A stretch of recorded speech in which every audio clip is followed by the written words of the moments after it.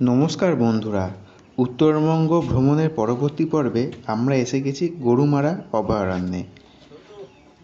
গরুমারা অভয়ারণ্য জলপাইগুড়ি স্টেশন থেকে গাড়ি ভাড়া করে আসা যায়। কাছাকাছি অনেক রিসর্ট দেখতে পাবেন, যেখানে ভাড়া 500 থেকে 1500-এর মধ্যে পাবেন। এটি গরুমারা অভয়ারণ্যের ভিউ পয়েন্টে দাঁড়িয়ে আছে। দেখতে পাচ্ছেন গরুমারা অভয়ারণ্যের ভেতর দিয়ে হাতি সাফারি চলছে। এখানে আসতে গেলে সেপ্টেম্বর থেকে মার্চ মাস পর্যন্ত কিন্তু আসতে হবে, তারপরে কিন্তু ব্রিডিং টাইম আরম্ভ হয়ে যাবে। এইবার বন্ধুরা, আমরা চলে এসেছি গরুমারা অভয়ারণ্যের পর সামসিং।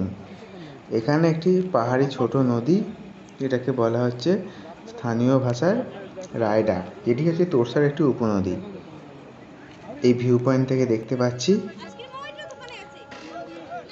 এটি হচ্ছে জলপাইগুড়ি শহর থেকে মাত্র 18 কিলোমিটার। কোনো গাড়ি ভাড়া করে আপনি এখানে আসতে পারেন।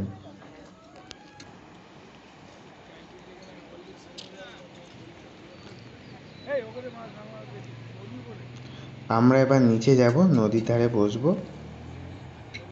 এই যে দেখতে পাচ্ছেন বন্ধুরা, আমরা নদীর ধারে চলে এসেছি।